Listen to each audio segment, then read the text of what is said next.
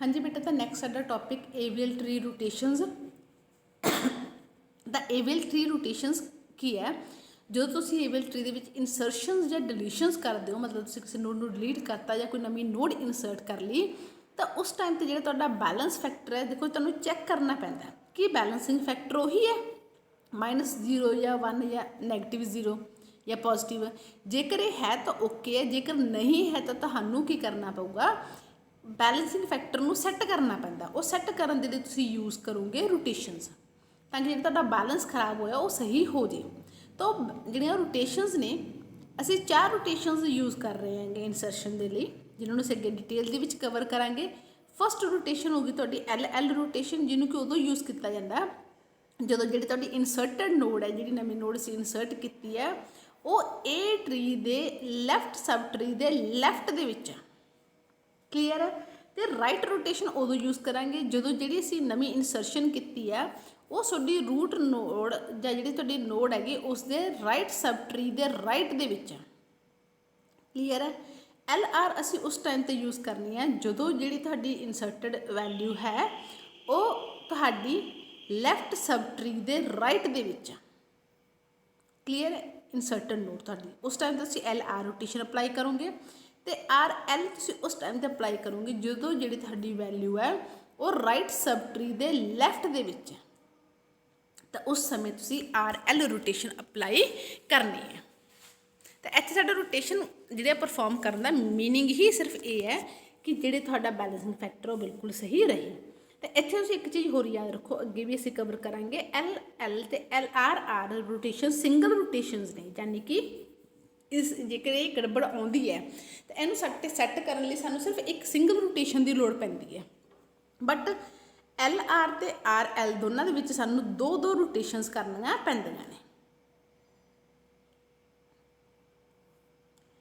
तां हुण रोटेशन का मीनिंग की है, रोटेशन की है तुहाडे ट्री नूं राइट वल नूं रोटेट कर देना, किसी नोड नूं या लैफ्ट वाल नूं रोटेट कर देना, उन्होंने असीं बोलते हैं रोटेशनस।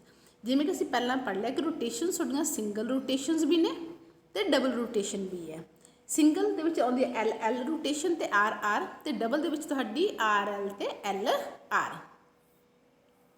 सब तो पहलां साडी रोटेशन सिंगल लैफ्ट रोटेशन, यानी कि एल एल रोटेशन।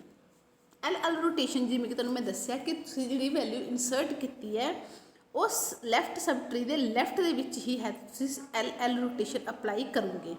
किवें करोगे? तुसीं तुहाडी नोड नूं तुसीं बी नूं चक के, बेटा बी ते फिंगर रखो, उन्होंने चक के इदां रोटेट कर दो।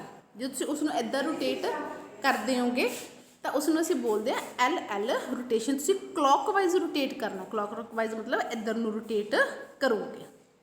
इस तरीके नाल तुसीं रोटेट कर देना है तुहाडी नोड नूं। तो जो तुसीं इस तरीके नाल रोटेट करोगे तो तुहाडे कोल इदां ट्री बन के आ जाऊगा। तो तुसीं देखोगे कि बी तो इधर छोटी वैल्यू है, बी तो इधर बड़ी वैल्यू है, तो बैलेंस फैक्टर भी तुहाडा बिल्कुल सही आ गया।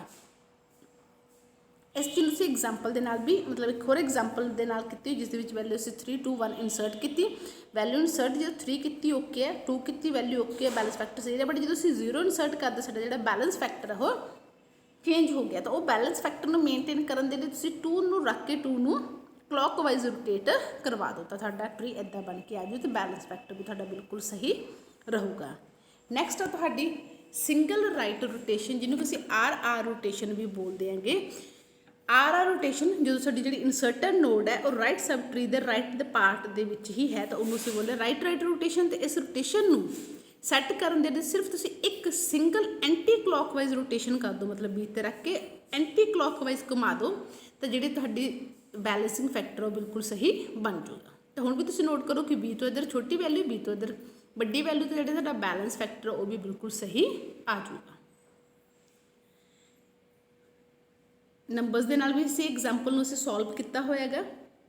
तो साडा जिहड़ा बैलेंसिंग फैक्टर है 30 दी इंसर्ट होने नाल साडा बैलेंसिंग फैक्टर चेंज हो गया, क्योंकि हुण जिहड़ा बैलेंसिंग फैक्टर है लैफ्ट बनता कुछ है नहीं, ठीक है। तो 0 माइनस इधर जिहड़ी साडी हाइट है 2, तो माइनस जो असीं किया 2, तो साडे कोल वैल्यू भी की आ गई -2, बैलेंसिंग फैक्टर चेंज हो गया।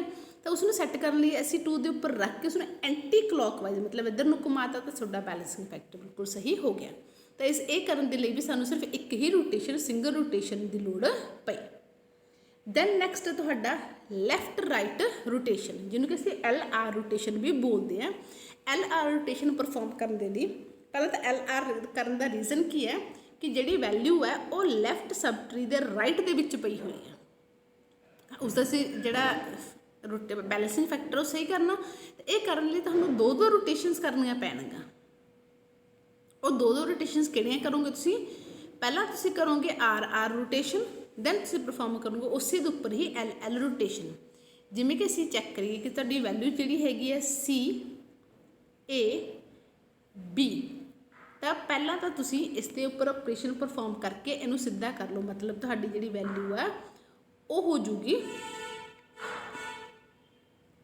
B। ਤਾਂ ਜਦੋਂ ਤੁਸੀਂ ਇਸ ਚੀਜ਼ ਨੂੰ ਪਰਫਾਰਮ ਕਰੋਗੇ, ਇਸ ਸਟੈਪ ਤੋਂ ਬਾਅਦ ਸਟੈਪ 'ਤੇ ਆਉਣੇ, ਤੁਸੀਂ ਦੇਖੋਗੇ ਕਿ ਜਿਹੜੇ ਇਹ ਵੈਲਿਊਜ਼ ਨੇ ਆਪਸ 'ਚ ਇੰਟਰਚੇਂਜ ਹੋ ਜਾਣਗੀਆਂ ਤੇ ਦੋਨੋਂ ਹੀ ਲੈਫਟ ਵੱਲ ਨੂੰ ਸੈੱਟ ਹੋ ਜਾਣਗੀਆਂ। ਵੈਲਿਊਜ਼ ਜਿਹੜੀਆਂ ਨੇ ਆਪਸ 'ਚ ਇੰਟਰਚੇਂਜ ਹੋਊਗਾ। ਇੰਟਰਚੇਂਜ ਕਰਵਾਉਣ ਤੋਂ ਬਾਅਦ ਵੈਲਿਊ ਤੁਹਾਡੇ ਕੋਲ ਇੱਦਾਂ ਬਣ ਕੇ ਆ ਜਾਊਗਾ CBA। ਤੇ ਹੁਣ ਇਹ ਜੇਕਰ ਅਸੀਂ ਦੇਖੀਏ ਤਾਂ ਸਾਡੇ ਕੋਲ ਇਹ LL ਬਣ ਗਿਆ ਕਿ ਲੈਫਟ ਦੇ ਵਿੱਚ ਹੈ, ਤਾਂ ਫਿਰ ਤੁਸੀਂ ਵਾਪਸ LR ਰੋਟੇਸ਼ਨ ਲਗਾ ਕੇ ਇਸ ਨੂੰ ਕਰ ਦਿਓ ਸਹੀ, ਤਾਂ ਫਿਰ ਆਪਣੇ ਕੋਲ ਕੀ ਬਣੂਗਾ BAC। ਇਸ ਤਰੀਕੇ ਨਾਲ ਜਿਹੜਾ ਤੁਹਾਡੀ ਹੈਗੀ LR ਰੋਟੇਸ਼ਨ ਉਹ ਪਰਫਾਰਮ ਹੋਊਗੀ। ਤਾਂ ਇੱਕ ਰੋਟੇਸ਼ਨ ਦੇ ਲਈ ਹੀ ਸਾਨੂੰ ਡਬਲ ਰੋਟੇਸ਼ਨਸ ਲਗਾਉਣੀਆਂ ਪੈ ਰਹੀਆਂ ਨੇ। ਦੁਬਾਰਾ ਰਿਪੀਟ ਕਰ ਰਹੀ ਬੇਟਾ, ਇੱਥੇ ਤੁਸੀਂ ਨੋਟ ਕਰੋ ਕਿ ਪਹਿਲਾਂ ਜਿਹੜਾ ਤੁਹਾਡੀ ਹੈਗੀ ਇੱਦਾਂ ਦਿੱਕਤ ਆਊਗੀ ਕਿ ਲੈਫਟ ਸਬਟਰੀ ਦੇ ਰਾਈਟ ਦੇ ਵਿੱਚ ਵੈਲਿਊ ਹੈ, ਤਾਂ ਪਹਿਲਾਂ ਤੁਸੀਂ ਉਹਨਾਂ ਨੂੰ ਸਿਰਫ ਲੈਫਟ ਹੀ ਕਰ ਲਓ। ਇਹਨਾਂ ਦੋਨਾਂ ਵੈਲਿਊਜ਼ ਨੂੰ ਆਪਸ 'ਚ ਇੰਟਰਚੇਂਜ ਕਰਕੇ ਉਹਨੂੰ ਸਿਰਫ ਲੈਫਟ ਵੱਲ ਨੂੰ ਸੈੱਟ ਕਰ ਲਓ।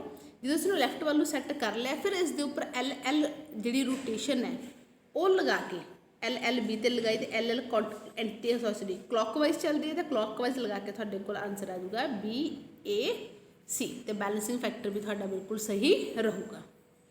ਇਸੇ ਚੀਜ਼ ਨੂੰ ਤੁਸੀਂ ਨੰਬਰਸ ਦੇ ਨਾਲ ਵੀ ਕੀਤਾ ਹੋਇਆ ਕਿ ਸਾਡੇ ਕੋਲ ਇੱਦਾਂ ਪ੍ਰੋਬਲਮ ਆ ਰਹੀ ਹੈ, ਤਾਂ ਅਸੀਂ ਪਹਿਲਾਂ ਇਸ ਪ੍ਰੋਬਲਮ ਨੂੰ ਦੂਰ ਕਿਵੇਂ ਕੀਤਾ ਸੀ? ਇਹਨਾਂ ਦੋਨੋਂ ਵੈਲਿਊਜ਼ ਨੂੰ ਚੇਂਜ ਕਰਕੇ ਆਪਸ 'ਚ ਸਵੈਪ ਕਰਕੇ ਸਹੀ ਕਰ ਲਿਆ। ਹੁਣ ਬਿਲਕੁਲ ਲੈਫਟ ਹੋ ਗਿਆ।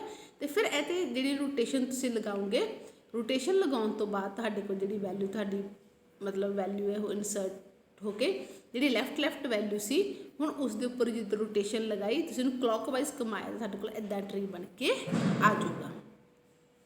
ਦੈਨ ਨੈਕਸਟ ਸਾਡੀ ਫੋਰਥ ਰੋਟੇਸ਼ਨ ਜਿਹੜੀ ਹੈਗੀ ਰਾਈਟ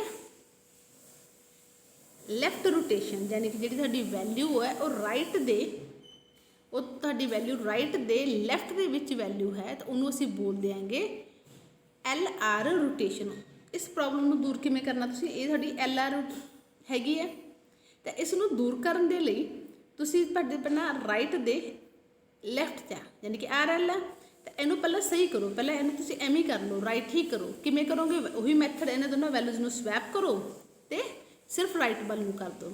ਤਾਂ ਅਸੀਂ ਇਹਨਾਂ ਦੋਨੋਂ ਵੈਲਿਊਜ਼ ਨੂੰ ਸਵੈਪ ਕਰਕੇ ਸਿਰਫ ਰਾਈਟ ਵੱਲ ਨੂੰ ਕਰ ਲਿਆ। ਸਾਡੇ ਕੋਲ ਕੀ ਆ ਗਿਆ ABC।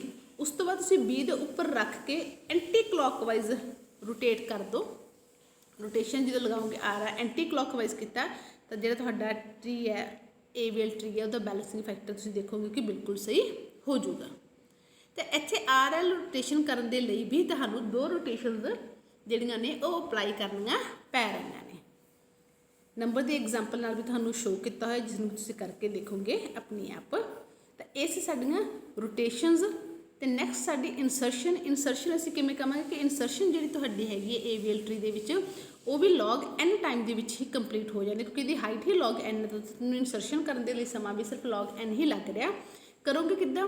ਪਹਿਲਾਂ ਐਲੀਮੈਂਟ ਨੂੰ ਉਸੇ ਤਰ੍ਹਾਂ ਪੁਰਾਣਾ ਹੀ BST ਦਾ ਜਿਹੜਾ ਤਰੀਕਾ ਹੈ ਇਨਸਰਸ਼ਨ ਦਾ, ਉਹੀ ਚੈੱਕ ਕਰਕੇ ਉਹਦਾ ਪੀਰੀਅਡ ਦੇਖ ਕੇ ਉਹਦੀ ਐਗਜ਼ੈਕਟ ਲੋਕੇਸ਼ਨ ਫਾਈਂਡ ਕਰਕੇ ਵੈਲਿਊ ਇਨਸਰਟ ਕਰ ਦਿਓ ਪੁਰਾਣੇ BST ਦੇ ਮੈਥਡ ਦੇ ਤਰੀਕੇ ਨਾਲ। ਉਸ ਤੋਂ ਬਾਅਦ ਉਸ ਨੋਡ ਦਾ ਬੈਲੈਂਸਿੰਗ ਫੈਕਟਰ ਕੰਪਿਊਟ ਕਰੋ। ਬੈਲੈਂਸਿੰਗ ਫੈਕਟਰ ਜੇ ਤਾਂ ਤੁਹਾਡਾ 1 -1 ਜਾਂ 0 ਆ ਰਿਹਾ ਤਾਂ ਓਕੇ ਹੈ, ਜੇ ਨਹੀਂ ਆ ਰਿਹਾ ਫਿਰ ਤੁਸੀਂ ਰੋਟੇਸ਼ਨਸ ਅਪਲਾਈ ਕਰੋਗੇ। ਡਿਪੈਂਡ ਕਰੂਗਾ ਤੁਹਾਡੀ ਰੋਟੇਸ਼ਨ ਕਿਹੜੀ ਅਪਲਾਈ ਕਰਨੀ ਤੁਹਾਨੂੰ ਪੈ ਰਹੀ ਹੈ। ਤਾਂ ਇਹ ਸੀ ਤੁਹਾਡੀਆਂ ਰੋਟੇਸ਼ਨਸ ਤੇ ਇਨਸਰਸ਼ਨਸ। ਇਸ ਤੋਂ ਨੈਕਸਟ ਅਸੀਂ ਕਵਰ ਕਰਾਂਗੇ ABL ਟਰੀ ਦੀ ਐਗਜ਼ਾਮਪਲ।